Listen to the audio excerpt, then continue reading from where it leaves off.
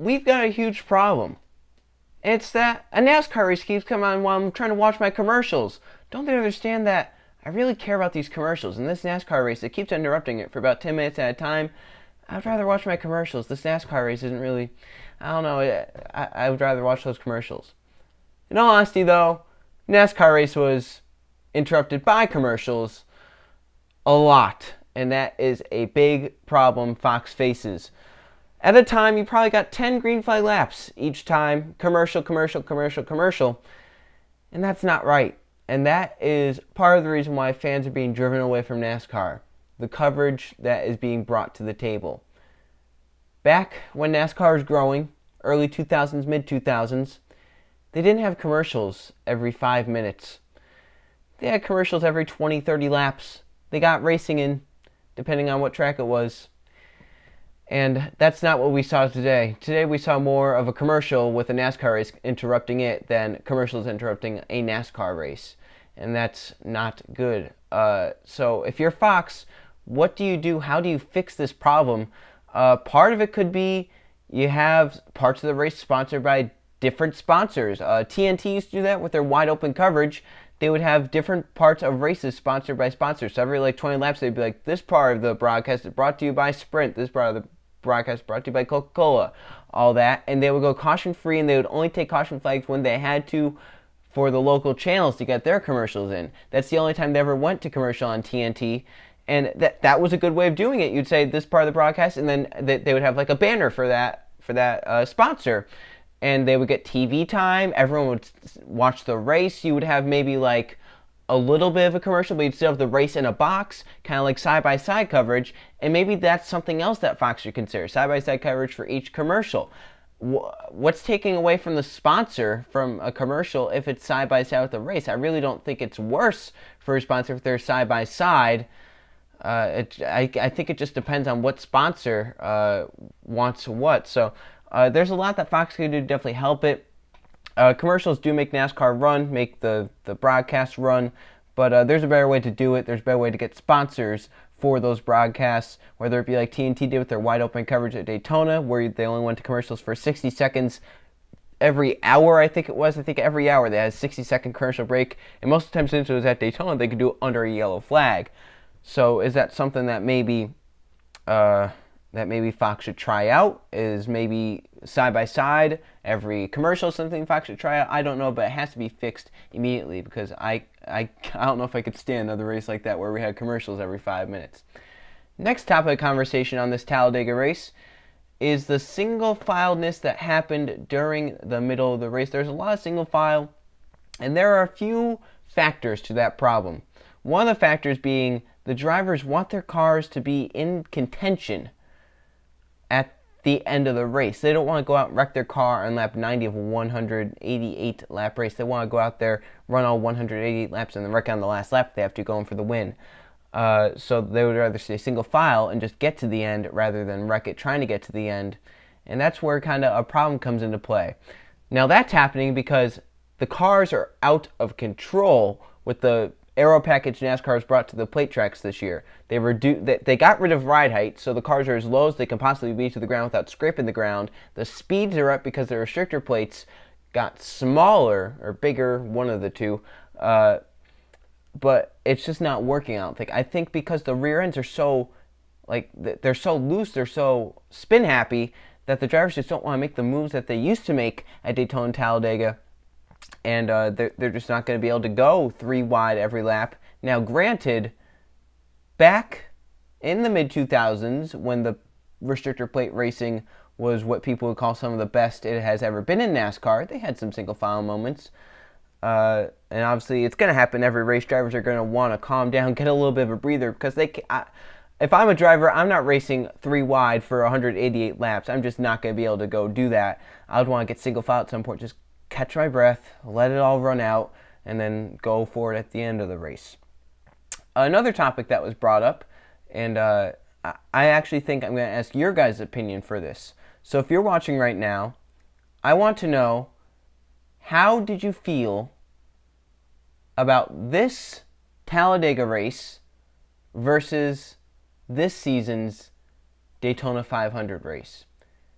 Now I want you to pause, and if you don't pause, I'm going to play some videos of past experiences of single file at plate tracks, and then I'll explain what this is all about. So here's some single fileness at plate tracks under every plate package from the 2000s. And that Bill Davis car right on the inside of him. Gordon running in 12th right now. Racing Ward Burton for 11th. Remember, Kurt Busch is not on the lead lap. So, you know, we don't have the DEI pairing up there or any of that kind of thing. This could be that's why I think you got some spotters up there and drivers and everybody starting to at least make an effort to wheel and deal, Benny, on how they're going to get by that 8 car if they can. I mean, Tony Stewart probably asking the 28 guys if they'll go with me if I pull out. All right, here come some cars on the pit road. Speaking of the Burton brothers. Can he do it, guys? It'd be 4 in a row. He has about a fourth of a lap to go. Remember, the start-finish line is way down headed into turn 1. It's not in the center of the trioval. Can't do it, Larry. You can't make it. You're not going to pull out and pass him with a single foul. Fans come to their feet as Dale Earnhardt Jr. and Tony Stewart take the white flag. We're in the final lap of the Daytona 500. Jr. took the lead from Tony Stewart with 19 laps to go after he trailed Stewart's orange Chevrolet for much of the central part of the race. Now he's got to hang on for 3/4 of a lap to earn a victory in the sport's biggest event. Dale Earnhardt Jr., a 5-time winner. You remember his dad won this race 10 times, won at Talladega 10 times. Earnhardt Jr. trying to go to victory lane for the first time in 55 races. It's been that long ago. That's where we are right now. We've got this group running along here in the front, then got a whole bunch of guys that are way back here spread out all the way around the racetrack. Yeah, we've got the top 24 cars that are about 3 seconds from each other, and then it's about 4 seconds back, starting with Casey Kane in the 9 down to Kyle Petty that's in the 29th spot. Darrell, I believe somebody's going to have to do it here in the next little bit if they're going to make something happen. Ryan Newman over 200 entering the corner. And look who's up there in the top 10. Regan Smith, J.J. Yaley, Michael McDowell, drivers with small teams challenging the powerhouses of this sport. What's happened is these drivers try to get the pit road.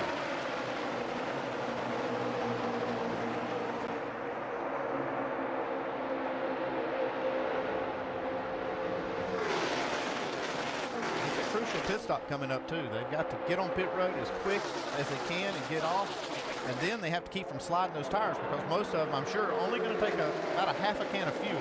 Not going to be there very long. And don't speed. It's going to be very difficult. You want to get there and you want to get off, but don't get caught speeding. I'm not sure I've ever seen quite this kind of lineup coming down with 10 laps to go at Talladega. It's usually a little bit more hectic than this. But if you can't pull out and you can't pass, then you got to stay in line and follow. Darrell, I know you said you can't wait to the last lap. I personally feel like with what I'm seeing, you better start making something happen here in the next few laps. That's what I think. Try it. And Tony Stewart did. The problem? No one went with him. Glad to see you back from that single file fest that just happened.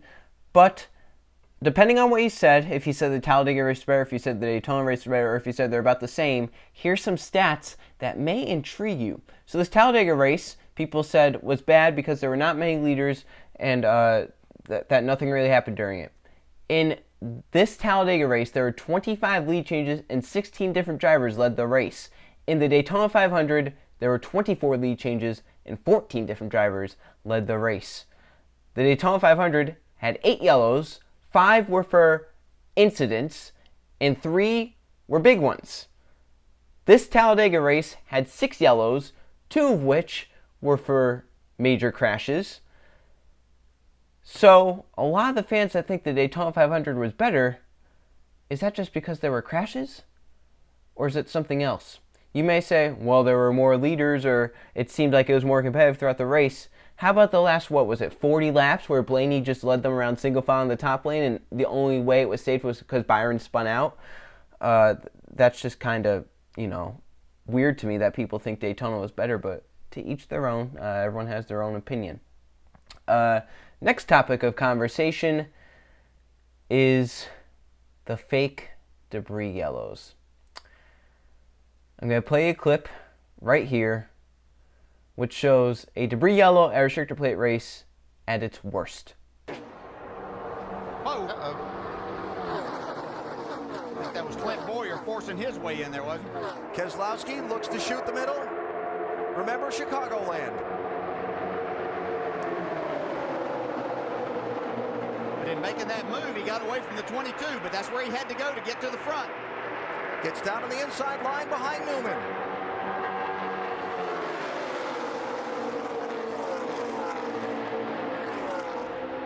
Hoping he can shuffle Jimmy Johnson back and have a shot at racing Newman for the win. Here comes Keselowski looking low.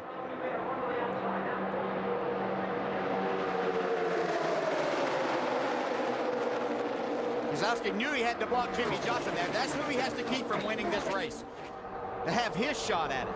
5 to go.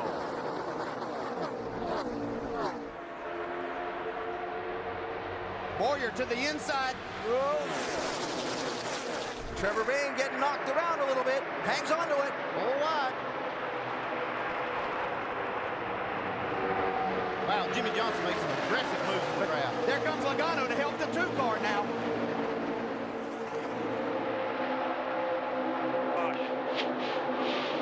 Caution flag out.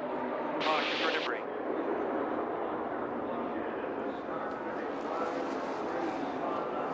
And we're not done yet. Wow. So in the middle of one of the best races I've ever seen, the 2014 Geico 500, NASCAR throws a debris yellow for something that's basically in the apron. And it ruins what was setting up to be a fantastic finish. And now today, the field was getting single filed out, and NASCAR threw a debris caution, and TV never showed the debris on camera. Granted, it was said that Paul Menard had hit the debris, and then the caution came out. I want to know, where was the debris? I wasn't shown the debris, and that's why it makes me skeptical. Are debris cautions back in NASCAR? Are they fake? We had gone on a great run ever since the Michigan race of having less debris cautions, and now we get one to what in my mind was to break up what was about to be a single file train, and I don't like that. I'm one that thinks a race should be played out naturally. I don't think NASCAR should get involved with throwing their fake yellows when they do, and I feel like today they got back into that route of throwing fake debris yellows. Now you may say, well, they did that for entertainment. You know, you're not going to have fans watching if you're single file riding around the bottom lane. To that I say, you're not going to get fans if you start manipulating your sport in weird ways. An example I'd used earlier today was the NFL doesn't add points to a team when they are 27-0 down and add 25 points to them and then give them the ball and say, go out there and score a field goal, because that's what NASCAR does if they throw a yellow.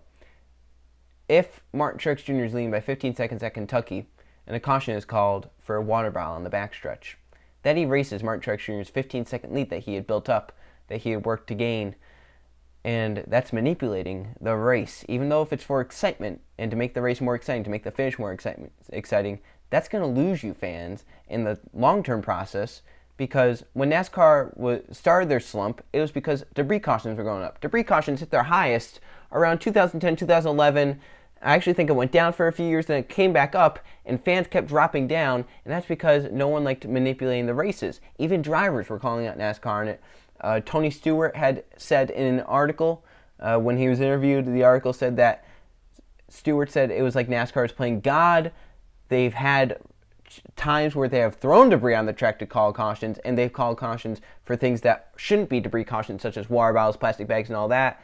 In an interview after Bristol, Dale Jr. had said something about, I'm glad NASCAR didn't step in and throw a bunch of BS debris cautions all day long just to make a show out of it. So drivers were obviously upset about debris cautions. Hit the highest after the Michigan race last season, where debris yellow was called for a plastic bag on the backstretch, cost Kyle Busch the win.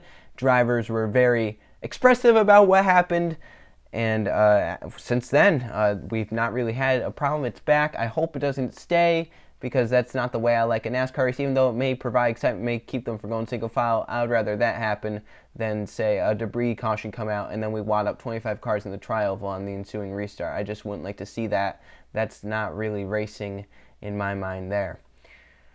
So you see in the picture right here, that's Austin Dillon's car in the grass, in the air. And you know why he's in the air? Because there's a splitter on that car. Let's roll. All the times a splitter has wrecked a race car since the Gen 6 has come out. I think he was behind that car and he couldn't see, and I think when he went to the inside, he clipped the, I think that it clipped the grass. Together? Yeah, we have. We've seen this time and time again. You see the splitter makes huge contact with the grass. The car starts to bounce. Luckily, it lands on all four and just continues to spin. But we've seen this. The 9 goes to make a move, looks for that inside line, wasn't clear of the 1, drives across his nose, ends up spinning through the grass.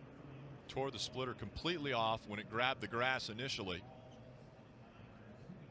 And then once again, hit hard and up into the air. A wild ride for Sam Hornish Jr. On the infield wall, it's Chase Elliott. Oh, no! Regan Smith spins out in the tri-oval, and when Elliott's car hit that grass, it's like the blade of a shovel hitting the turf. The front splitter just hits it and digs in. That car really got light. The wheels come off the ground, roof flip, wow. push it back down. That is turf management at its worst right there. Looks like he almost wiggles and comes up in front of him. I don't know if he needs to get out of the gas or what. And the 11 just basically makes contact. But I can't believe Denny just ran into him on purpose. We're going to have to see that look a few more times. Well, he's 2 win for turn 3, looking like Donnie and Kale. I think 77 might get them both. Wow! What a run off the corner! Oh, he's in the grass! Don't go in the grass! Boy, No! yeah, he got the splitter. Oh, yeah, he something messed up. under the nose. He ruined his car This thing's right there. spanned by the 77. Yeah, you can't run through the grass. You just can't run down through the grass, Darrell? Do you not forget about the Busch Series back in the early 2000s at Texas? Trouble right here in the front straightaway. 21 car got into the 33 car, and he saved it. Can't believe it. 21 got into the back of the 33. The 33 gets into the side of the 21. He goes through the grass. Look at that. That is wrecked. That is wrecked. He just didn't spin it. He never let off the throttle. And he's digging right there. You know what was on that Busch car that made it go through the grass without tearing the whole front end off? A valance. You know what a valance can do? You can run through the grass, and if it somehow gets damaged, you can hit it back into place and get going out. You know what a valance does not do? Tear the whole front end of the car off because it hits the grass. That is something NASCAR has to fix once they make their new car immediately. They cannot keep a splitter on a race car. It is not fair to someone who has a crash missed, they go into the grass to miss the crash, and they end up getting more damage than they would have in the crash because there's a splitter on the race car. It's not fair to have someone go through the grass, tear the whole car up because they hit a piece of nature.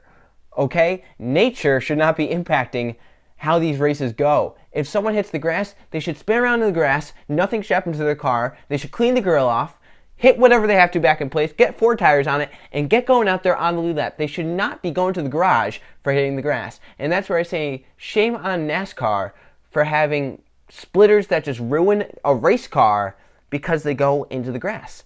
It's just not good. You see Dillon, how far off the ground he is. That's because he hit the grass with a front end of a race car to avoid a 13-car pileup in front of him. If he had not gone to the crash, he would have been involved in the crash. If he had, gone into the grass, say, 15 years ago, he would have missed the crash. Dale Jr. went through the grass in Talladega in 2003 and ended up winning the race because the whole front end of the car wasn't torn off when he went into the grass. Now drivers have to second decision themselves. Do I want to stay on the racetrack in hopes that I miss it, or do I want to go into the grass in hopes that the splitter does not send me up into the air and flipping? That's just bad. I hope they fix that with the new generation car. I hope when that new generation car comes out, they kind of make them a little bit better and a little safer, and maybe put a valance back on the car, because the splitter, it's not my thing. So overall, the Talladega race was, I wouldn't call it good, I wouldn't call it horrible, I'll call it decent. I would give it a mid rating, a 5 or 6 out of 10. It wasn't spectacular. It wasn't 3 and 4 wide racing all day like we've seen in the past at Talladega. But that's going to happen. You're going to have some bad races at Talladega. This is just one of them. When the cars are really out of control, the drivers aren't going to want to make those moves. And, at the end, of course, Logano won without much contest. And maybe the drivers will figure out that they can't wait. They have to make a move with 5 to 10 laps to go in order to get that high side work. It takes time to get the outside worked in. And once you do, you can fly up there. But they have to find a way to not wait till 2 to go. They have to somehow make moves earlier, but no one wants to do it because, as they said in the broadcast, no one wants to be the first one to make the move because you're going to get left out to dry. So I don't know how to fix that either. I guess another fake debris caution would fix it, but we don't want to throw those. So overall, race was decent. Broadcast was horrible with all the cautions. They have to fix that for later races. Hope the fake debris caution trend stops and that we don't have fake debris cautions. And I hope that the car gets changed in a few years to where there's no splitter. So that was my Talladega 2018 Cup Race review. Thanks for watching it. And maybe I'll keep doing these. Maybe I won't. Dover's next. And I haven't been too big of a fan of Dover. So let's hope that that's a good race. Let's hope that there's some contests during that. Let's hope that it's a good race, clean race, and it's natural on its own without any fake debris cautions.